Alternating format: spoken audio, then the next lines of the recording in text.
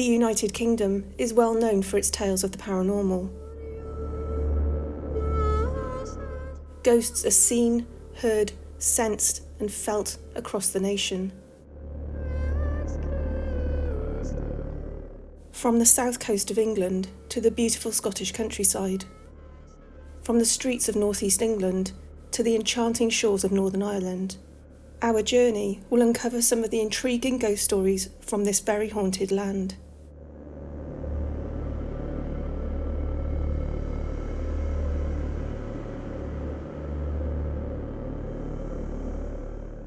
Welcome to the Halloween special.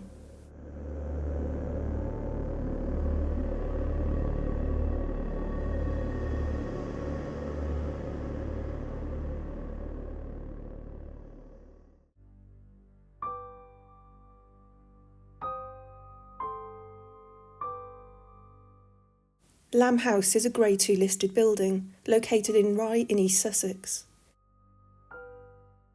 It is currently owned by the National Trust and it has an array of famous literary connections.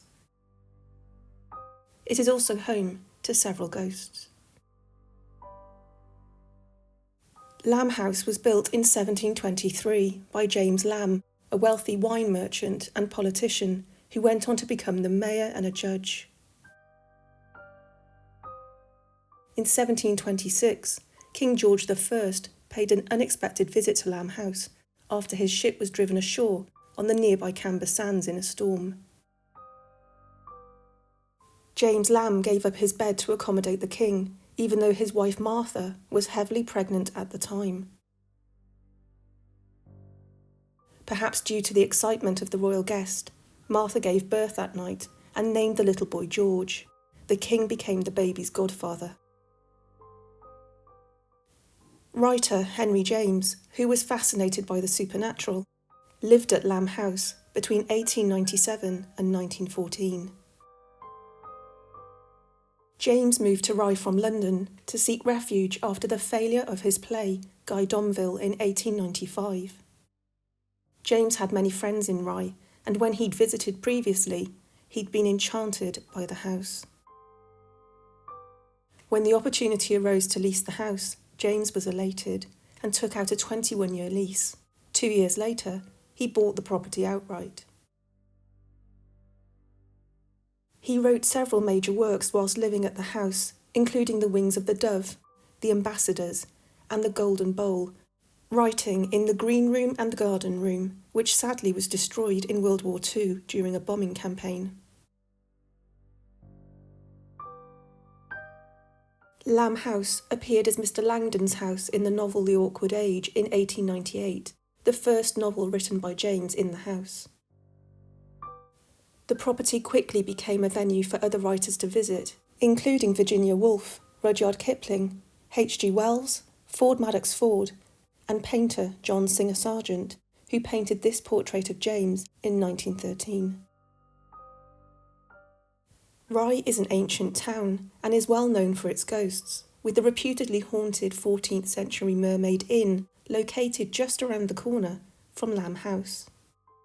Rye also has a history connected with the infamous Hawkhurst gang, whose smuggling operations were well known in the town, with tunnels linking the Mermaid Inn to the Old Bell Inn. Henry James quickly discovered that Lamb House had an array of ghostly visitors. Henry James, who wrote his famous ghostly novella The Turn of the Screw in London whilst Lamb House was being renovated, claimed that he was frequently disturbed by poltergeist activity. Flower pots appeared to be thrown, glasses would smash, and objects on James's writing desk would move by themselves. Tapping noises were heard in the night, and drawers and cupboards would open by themselves. Many believe this is the restless spirit of Alan Grebel, who was murdered by a local butcher and landlord of the Flushing Inn, John Breads, in a nearby churchyard in 1743.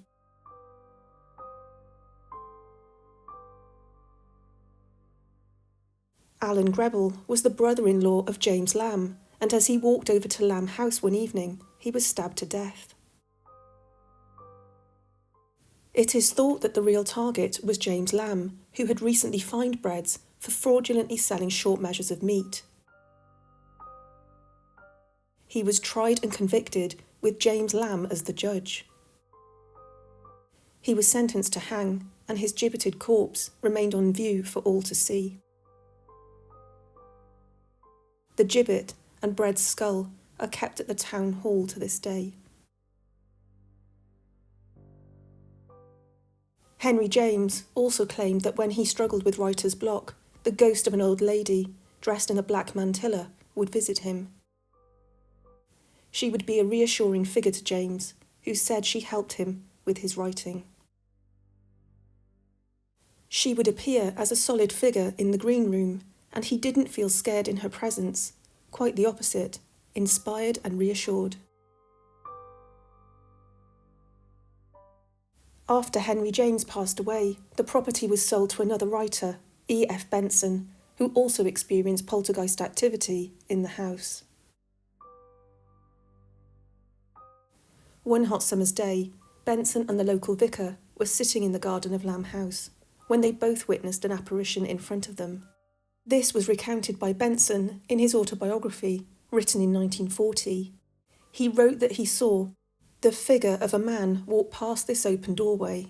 He was dressed in black and he wore a cape, the right wing of which, as he passed, he threw across his chest over his left shoulder. His head was turned away, and I did not see his face. The glimpse I got of him was very short, for 2 steps took him past the open doorway. Simultaneously, the vicar jumped out of his chair, exclaiming, "Who on earth was that?" It was only a step to the open door, and there, beyond, the garden lay, basking in the sun, and empty of any human presence. He told me what he had seen. It was exactly what I had seen, except that our visitor had worn hose, which I had not noticed. In 1967, another literary figure moved into Lamb House as a tenant and began to experience poltergeist activity. Rummer Godden, a prolific writer, lived at Lamb House until the death of her husband in 1973. So alarmed was Godden by the poltergeist activity that she called in a priest to have the house blessed. According to Godden, she had him bless everything, including the fridge.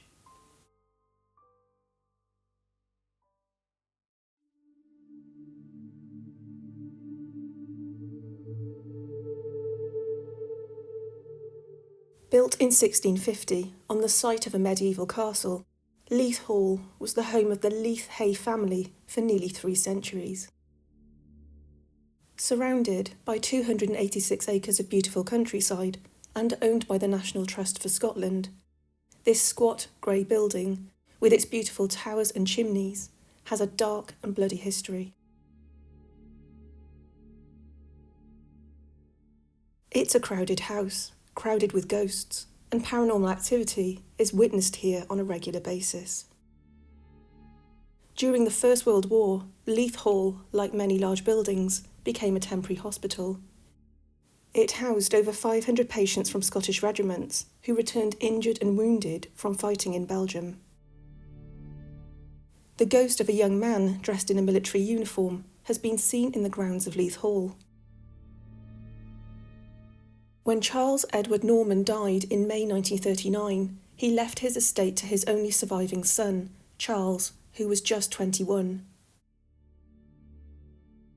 4 months later, when travelling to rejoin his regiment in Northumberland, the young laird was killed in a tragic motorcycle accident on a wet road.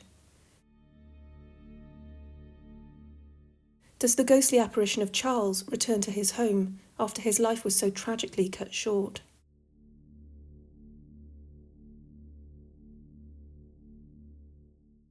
Leith Hall is said to be haunted by a number of ghosts. The most well known is John Leith, the 3rd Laird, who married Harriet Stewart and began to turn Leith Hall into a family home. They had 3 sons who made it to adulthood and was pregnant with a 4th when tragedy struck the family. Just before Christmas in 1763, John rode to Aberdeen to dine with some friends at Archie Campbell's Tavern in Castlegate. As the alcohol flowed, a brawl ensued with a fellow diner, accusing John Leith of adulterating the flour sold from the property, suggesting it was unfit for purpose. There are two versions of the story. Some say the men fought in a duel, others say they fought in the pub. Either way, John Leith was shot in the head and died just days later. His apparition has been seen at Leith Hall many times.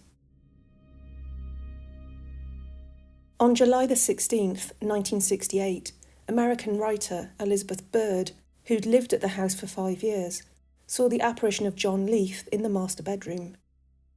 She awoke in the early hours to see a man, his head bandaged but bleeding, standing at the foot of her bed. He had a dirty white bandage over his head covering his eyes, and he wore green trousers and a pale shirt. He had a dark beard and carried a short dagger. The writer said the apparition appeared solid, not ghost-like at all, just like a real man. She shouted at him to go away, and after about 2 minutes, he took a step backwards and disappeared in the direction of a window behind the dressing table. That day, Elizabeth moved to a different bedroom on the 3rd floor. The nursery is said to be haunted by a ghostly child and its governess. Another ghost that haunts the Leith bedroom is that of a Victorian lady. She was witnessed in July 1966 by a party of 8 tourists and a resident named Barry Gaunt. Another author, crime writer Alana Knight from Aberdeen, was staying in the room with her husband when they both woke up feeling they were being smothered, and both were convinced somebody else was in the room with them. She heard the clinking of crystal glasses, the rustling of a silk dress, and footsteps outside of the room. Elizabeth Bird, who went on to write a book about her experiences, witnessed something very similar. She described the sound on the 3rd floor as sometimes a low shuffle, at other times a scamper, such as a child or a puppy might make. Elizabeth Bird and her husband witnessed poltergeist activity at Leith Hall, including a sherry bottle flying from a table and smashing on the floor, a tall standing lamp crashing to the ground in the study, and a heavy metal pot cover which was hung on a hook over the stove, clattering to the kitchen floor. In 1929, a very strange incident occurred. A young couple left their friends and made their way to the gun room located beneath the music room. When they returned to their friends, who were having afternoon tea, the boy's face was deathly white and his hair was almost standing on end. The girl was sick with fear. They had witnessed the apparition of a man walking from the music room to the Leith bedroom, moaning and wearing chains that made a distinct noise. Many members of staff feel they are not alone when cleaning in the Leith bedroom and feel something is lurking in there with them. Ghostly music has been heard, bagpipes and drums, disembodied laughter, ghostly smells of food and camphor, the sounds of children playing, and objects being moved.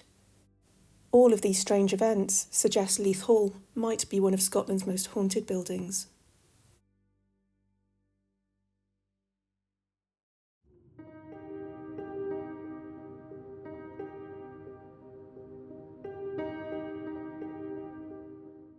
Lanhydrock is a beautiful country house set in 890 acres of land. Much of the house was constructed in Victorian times, and the house offers a fascinating glimpse into life below stairs, in its wonderful kitchens and servants' quarters, and upstairs with its luxurious family areas, bedrooms, billiards room and dining room.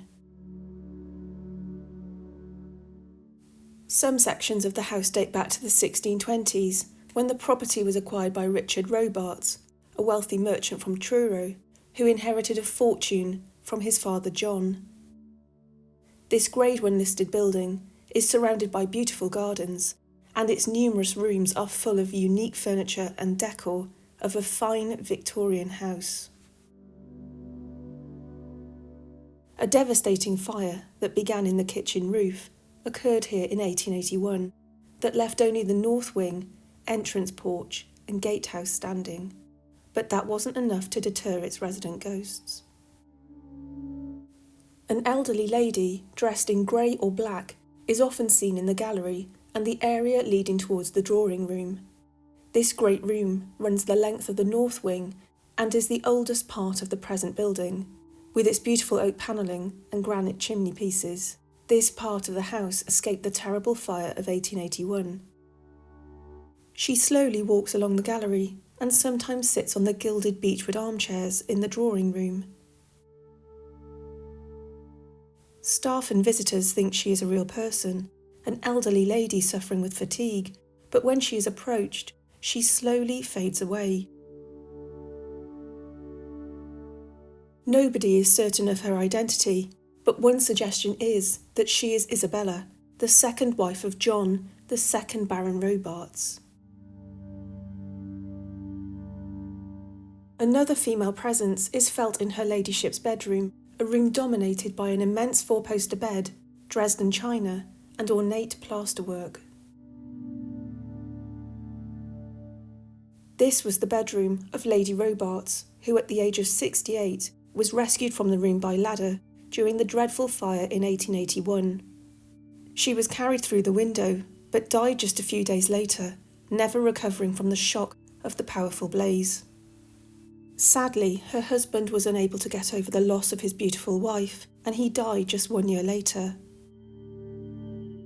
In the 1980s, despite the property enforcing a no-smoking policy, staff and visitors would frequently smell fresh cigar smoke in the vicinity of the ground floor smoking room.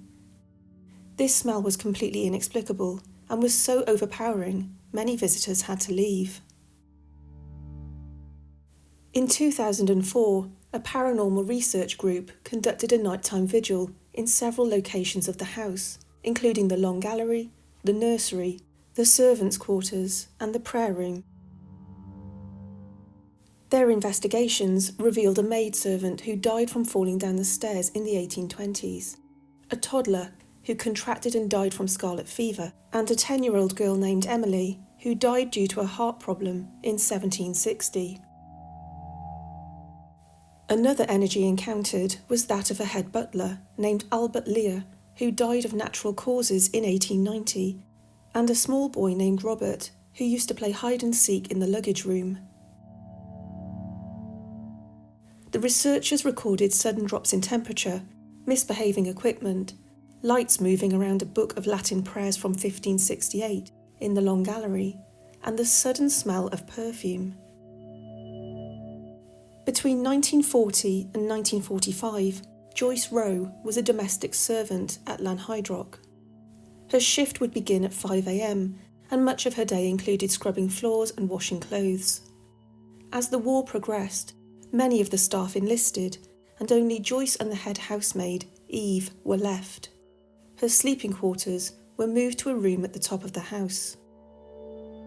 She spent one sleepless night in the room before confessing to her boss that she felt the room temperature suddenly drop and the feeling of a person pressing down on her throat. She ended up staying awake as she was too scared to sleep. Her boss's response was rather unexpected. She said, "We put you in there knowing you didn't know anything about it. We've known it's been haunted for years." A mysterious man is sometimes observed by the gatehouse. Legend suggests that a man was hanged in this area by the Royalist Army during the Civil War. Others believe this is Thomas Agar Robarts, who was the eldest of 10 children and who lived at the house before going to Oxford University. In 1906, he became an MP for Bodmin, and during World War I, he joined the Coldstream Guards.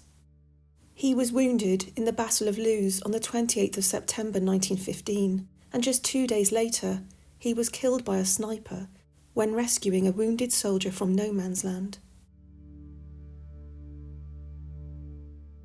Does he return to this beautiful house that once upon a time he called home?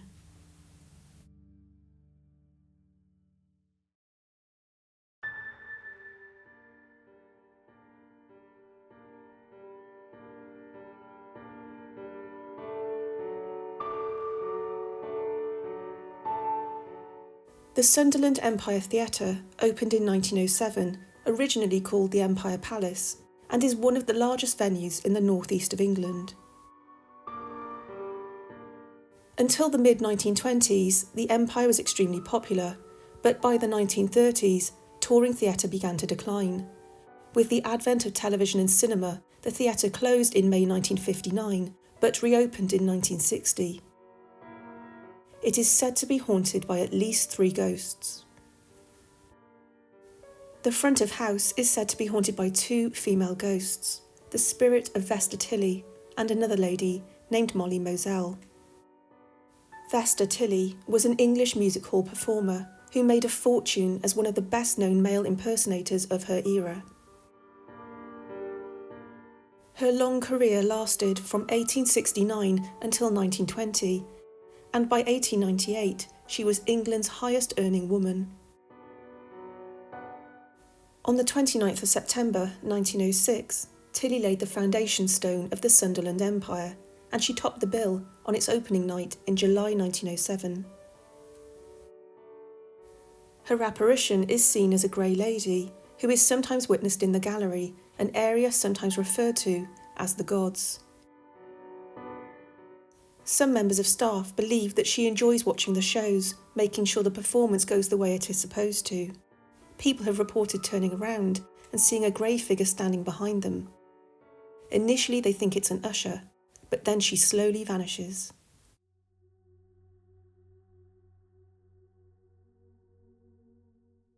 The most famous ghost at the Sunderland Empire is that of comedy actor Sid James, who suffered a fatal heart attack on stage here in 1976. His distinct dirty laugh and comedic style was loved by many, and he was best known for his numerous roles in the Carry On series. He married 3 times and was a compulsive but unsuccessful gambler. He had an agreement with his agent not to reveal to his wife how much he was being paid, in order to set aside an amount for gambling. For 3 years in the 1970s, Sid James had an affair with co-star Barbara Windsor. After Windsor ended the affair, James was devastated. Sid was crazily, madly in love with me. When it ended, he told me he would last only 1 year without me. 16 months later, he died. On the 26th of April 1976, at 7:30, Sid James walked on stage to rapturous applause as he commenced his performance in the mating season. The non-stop laughter continued, and the opening night in Sunderland appeared to be going well. At 7:45, Sid James and actress Olga Lowe stood on stage and exchanged their lines as planned. She noticed Sid did not deliver the scripted answer. He'd attempted to speak, but stepped backwards and lowered himself onto a sofa whilst he clutched his chest. Initially, Lowe thought James was improvising. She made a joke about him treating her so terribly, despite the long journey to the venue.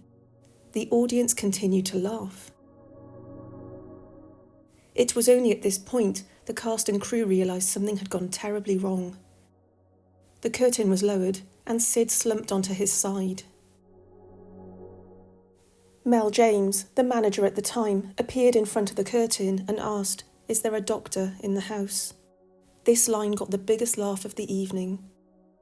He repeated his request and added, "No, this is serious." A man rushed up onto the stage, a doctor, who was told an ambulance was on its way, and he began CPR. Valerie, Sid James's wife, arrived in the wings and witnessed the seriousness of the situation. The ambulance arrived, but sadly, en route to Sunderland Royal Infirmary, Sid James passed away. The apparition of Sid James apparently haunts dressing room 1, which he was using, and actors and members of staff have heard James's rather distinct laugh whilst preparing for shows. On many occasions, actors have asked to move dressing rooms, maintenance workers have been tapped on the shoulder, and the smell of whiskey and cigarettes has lingered in the air. Perhaps the most alarming appearance of Sid's ghost happened in 1989, when comedian Les Dawson had a truly terrifying experience in dressing room 1. Dawson was appearing in Jack and the Beanstalk and was preparing to go on stage. He was startled to hear Sid James's familiar staccato laugh to his left. Dawson saw the face of Sid James in the mirror directly in front of him, accompanied by stabbing pains in his chest.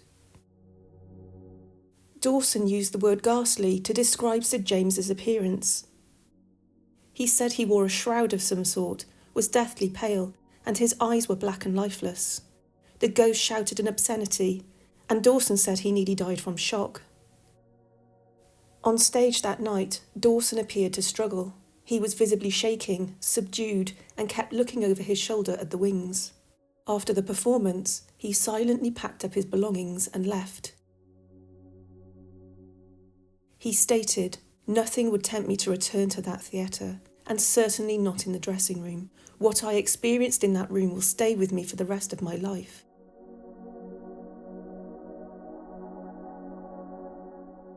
He vowed he'd never return to the Sunderland Empire ever again, and he kept this vow for the rest of his life. The ghost of Molly Moselle seems to be the most active spirit at the theatre and is often referred to as the Woman in White. She worked as a dancer and stage manager for a show that was on national tour in 1949. Moselle was 33 years old and was staying in lodgings just behind the Sunderland Empire. On January the 14th, she told her landlady she was just going to post a letter. She never returned. She was seen by a member of the cast walking along the side road towards the stage door. Another witness said she was having a drink with a Russian soldier in the neighbouring Dun Cow pub, but she was never seen again. She simply vanished. The police were called and investigations were fruitless. There was no sign of the missing girl. 11 years later, a rotting torso and an upper half of a leg were discovered in the River Wear. Police believed the body had been washed out of a shallow grave due to flooding. The post-mortem revealed that the remains were that of a woman between 25 and 50 years old, roughly 5'3", but it was impossible to verify the identity of the body. Whatever happened to Molly remains a mystery.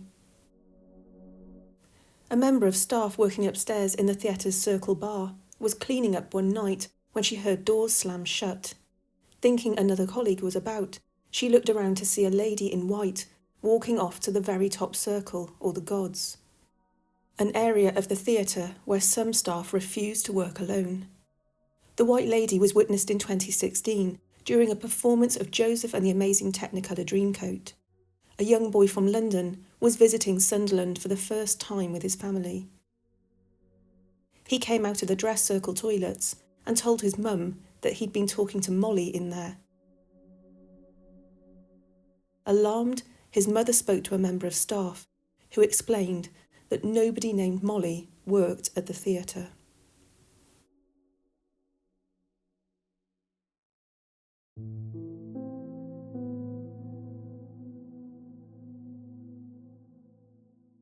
Carrickfergus Castle was built in the late 12th century and is one of the best preserved medieval structures in Northern Ireland.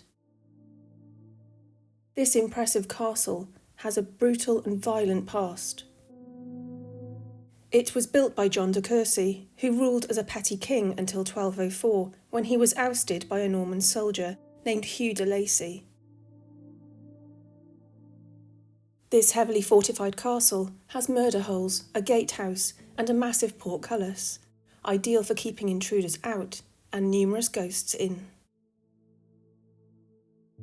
Inside the castle lies a dark, deep well, and it is here that the ghost of a soldier is said to manifest. Like so many castles, legends tell of tales of love and deceit, and this soldier, nicknamed Buttoncap, is thought to be the victim of a miscarriage of justice. In the 1760s, a soldier named Robert Rainey was stationed at the castle. He fell in love with a beautiful local girl named Betsy Baird. Robert Rainey had a bit of a reputation for drinking and gambling, but so in love was he with Betsy, He promised her that should they marry, he'd forfeit his wayward lifestyle. She agreed to marry him, but sadly there was a problem. Betsy was conducting an affair with another man, Colonel Jennings, the brother of Robert's commanding officer. When Robert discovered his fiancée's infidelity, he was furious. He encountered Colonel Jennings on the road outside of the castle and plunged his sword into him, fatally wounding him.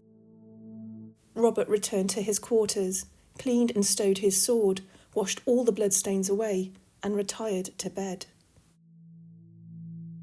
The dying Colonel Jennings was discovered by his brother, and as he lay on his deathbed, he was asked to name the soldier who had inflicted this terrible wound. As he drifted away, he named him Timothy Lavery, a completely different soldier, yet similar in appearance to Robert. The entirely innocent Timothy was tried and charged with murder. He was found guilty and sentenced to death. He was taken to Gallows Green, on the outskirts of the town. As the noose was placed around his neck, he declared his innocence and vowed as revenge that he would return to haunt the castle. Visitors are said to have spotted a dark figure crying for mercy, accompanied by the sound of a drummer in the castle keep, around the old well, leading it to be nicknamed Buttoncap's Well. The name Buttoncap is said to have been a nickname applied to Timothy Lavery because he wore a large button on his army issue hat.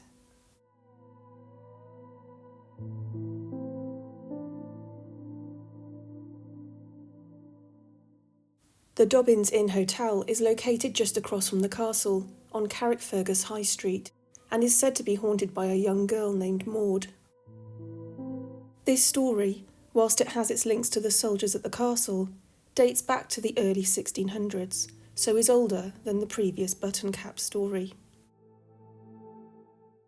During this time, Maud, the wife of the owner of Dobbins Tower, fell in love with a soldier from Sir Arthur Chichester's garrison and began a secret affair with him. She would sneak out of the 13th century townhouse using a secret tunnel hidden behind a vast stone fireplace. Her husband, Hugh, discovered his wife's affair.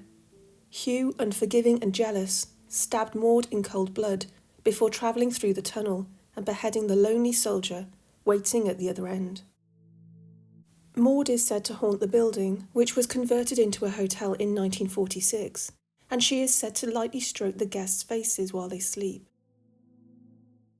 She was witnessed by a man and his young son in 1982, who said a lady had appeared in his room, had made him laugh, and then disappeared.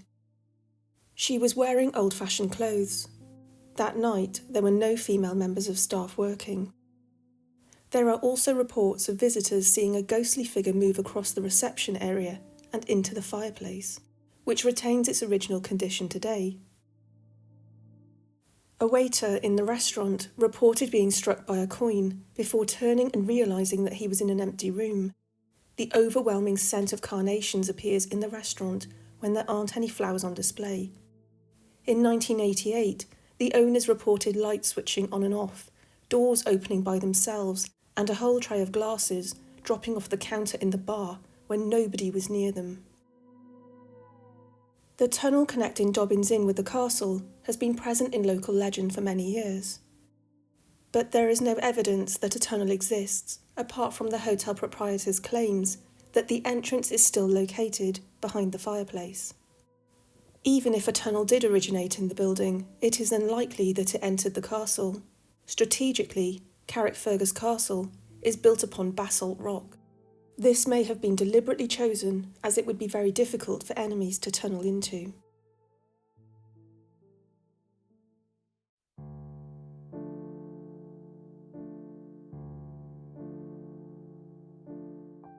I really hope that you enjoyed this journey to some of the UK's haunted locations. I really wasn't sure what to cover for this video, so I decided to roughly draw a pentagram on a map of the UK just to get some ideas. And I'll be honest, it was so much fun to find out about these different locations all over the country. And obviously it's not an exact pentagram, but I had to start somewhere, so I just thought, why not? I only have a few items that I'd like to share with you, but I just wanted to go back to that story about Sid James and the Sunderland Empire. I was thinking about Les Dawson, who in truth was a comedian whose heyday was well before I came along. But I know that he was an absolute perfectionist, just like Eric Morecambe. And whilst his performances appeared to be improvised, they were really immaculately rehearsed, and his ability to hold the audience's attention was really quite something. And it struck me that for him to appear in a pantomime, of all things, a pantomime as a complete nervous wreck, seemed very out of character.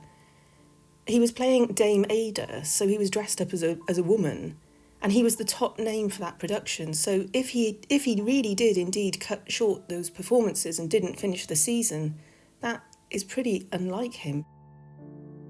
I mean, surely if you cut short a theatre production season, you're going to take a financial hit. And it doesn't make sense.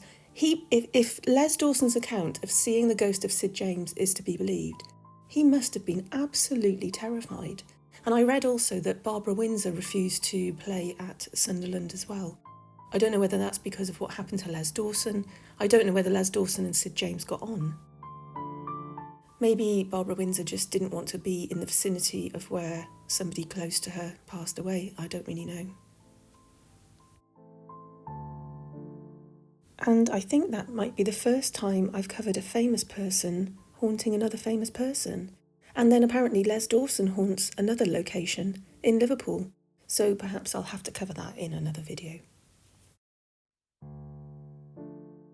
Sid James was a very iconic and instantly recognisable face in the Carry On films, and I didn't realise that he was such a prolific gambler, and he was really quite fanatic about betting on horses and greyhounds.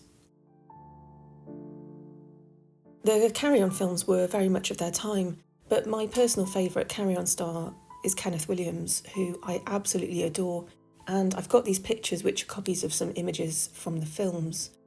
I don't know if you've ever had a chance to read the Kenneth Williams Diaries or his letters, but to me they are fascinating. They're not that easy to read, having said that, and he could be quite witty, depressed, frustrated, and I think if you read them, that you'll get the feeling that he really, really lived with chronic pain. He was really quite scathing about Sid James, so I thought I'd read you just a couple of snippets from the diaries. Thursday the 3rd of September 1964. Down to Pinewood for the end of picture party. Apart from Jim Dale, I was the only actor there. Oh no, Sid James attended, but perhaps the first half of the sentence is still correct. That's quite mean, isn't it? It was another Here is Sir Roger's retraction sequence with Sid James. While rehearsing it with him, I ad-libbed one line and he threw his great tantrum. I am a serious actor bit, and shouted, "Can we ever have one straight rehearsal?" And there was quite an atmosphere created. Of course, the scene was lifeless after that. James does this thing because he is basically a very insecure man when surrounded by real actors. As he can't act himself and is fundamentally aware of his bogus nature, he really resents any kind of talent near him. In the Kenneth Williams Diaries, there are many incidents where Kenneth Williams can be very critical of people, including Frankie Howerd and even John Lennon. The abridged version of the diaries is actually on YouTube as an audio book if you'd like to have a listen, and I'll leave a link in the description box below. I do think you have to take the Kenneth Williams Diaries with a pinch of salt because it's really unclear if these are actually Kenneth Williams' thoughts and opinions or whether he wrote this knowing it would be read one day after he passed away. To be fair on Sid James, he really hated rehearsing and he really disliked it. And he had the nickname One Take James for his natural ability to get the scene right first time. And surely that must take some talent.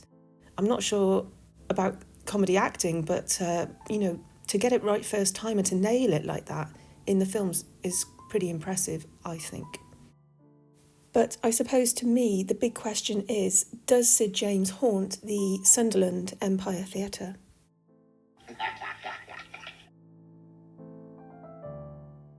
I've got two postcards to show you today. The first one is from Lanhydrock, and if you ever get the chance to go into Lanhydrock, it is an absolutely beautiful property. And I read that at one point they had 80 servants. 80. I mean, that's mad, isn't it? Dear Helen, this is the house we visited yesterday. It was certainly worthwhile. We thought it to be the best of the National Trust properties we have been to. Weather looks good again this morning, although there is the possibility of slight rain later. We are off to Padstow and Port Isaac today. Don't know if it will be beach weather, for it is obvious that the holes are coming to an end. The people at sites are dwindling. So they clearly really enjoyed Lanhydrock. And it's a really big property. If you do go there, wear comfortable shoes, definitely. Now, I chose this postcard because I thought it was quite spooky looking, and it's from Aberdeen. In fact, the laird who was featured in the story about Leith Hall, he was shot in the head somewhere near this location, apparently. Let's have a look at what it says. Sid. Awfully sorry I didn't write before, but I never had time. But we'll write as soon as possible. Are we downhearted? No. And I really like this postcard because it's quite creepy and quite cryptic. And it was posted in 1906. So the first thing I thought when I saw it is, it reminded me of the Dear Boss letter by the alleged Jack the Ripper letter. I think it's probably the type of handwriting and the red ink, that sort of thing. So yeah, a bit cryptic. I wonder what he's not downhearted about. Some of you will know that it's been a bit of a rough few days for me. My cat passed away in her sleep, which is sad, and I miss her, and I keep looking for her. I keep expecting to see her. But I did get a chance to take my friend's little dog out for a walk, which was really, really nice. And he's only 2, and my goodness, he's got some energy. He can jump like a rampant salmon, that little dog, and I think I'm going to spend more time with him. He was a lot of fun. We went to a cemetery. Why not? And I'd really like to just say thank you to all of you who've sent me best wishes, and there are so many animal lovers out there watching this channel. It means a great deal to me, as you can imagine. So thank you for watching. I hope you enjoyed watching this video about haunted locations in the UK. I had such fun making it. And all that's left to say really is happy Halloween, and I will see you on the next video. Take care, guys. Look after yourselves. See you next time.